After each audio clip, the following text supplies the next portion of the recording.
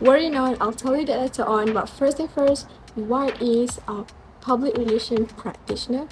So that is actually a person or people who promote a positive image of the company to encourage a long-lasting relationships with customers or the public. So what is the first thing you have to do to be a successful PR practitioner? Alright, so the most important thing you have to do is to build the networking. Like Nick said in his speech that your network is your net worth. That is basically the most important or crucial component in the public relation world. So another question is how to network. I figure out that there are two ways that you can build your networking. First, you have to always be prepared with an elevator pitch, which is like a short description of who you are and what you do. Please make sure that it is significant, also memorable, so people would recognize you later on, so that you don't have to do the elevator pitch again and again. Second, nowadays people are prone to look at your social network accounts like LinkedIn and also Instagram, TikTok, in a way that it helps you to make connection by reading their latest posts and also the industry trends. A popular question is that after you build a network, how do you maintain the relationship? So from our last session with Nick, both parties must have the same agenda or field of interest. Okay, I'll give the example. If your company wants to promote a fragrance like Enchanté, the other company you want to work with must have the same interest as you.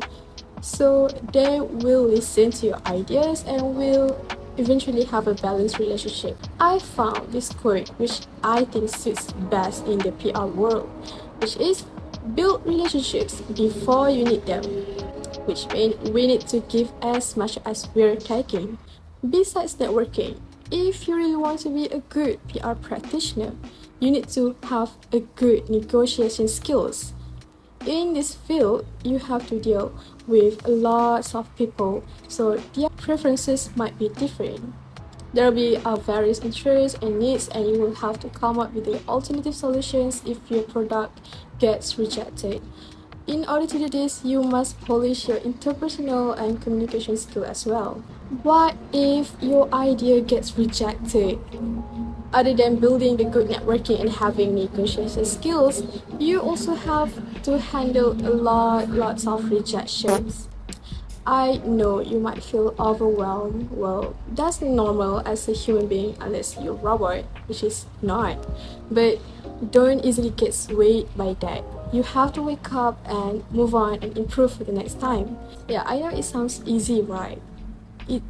It surely takes time, but doesn't make it too long, or you might get stressed out and not have your work done. As a student, I deal with lots of rejection too, but actually if you can look at positively and do some self-reflection, maybe you might learn a valuable lesson from it, like maybe your idea is lame or outdated. It is really crucial to keep up to date with the new trends because that's what people are looking at nowadays.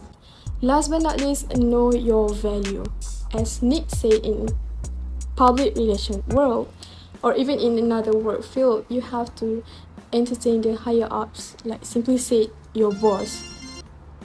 If I am in that situation, I think the best way is just to try to adapt to it, because I personally believe that it is the period of growth that you have to go through.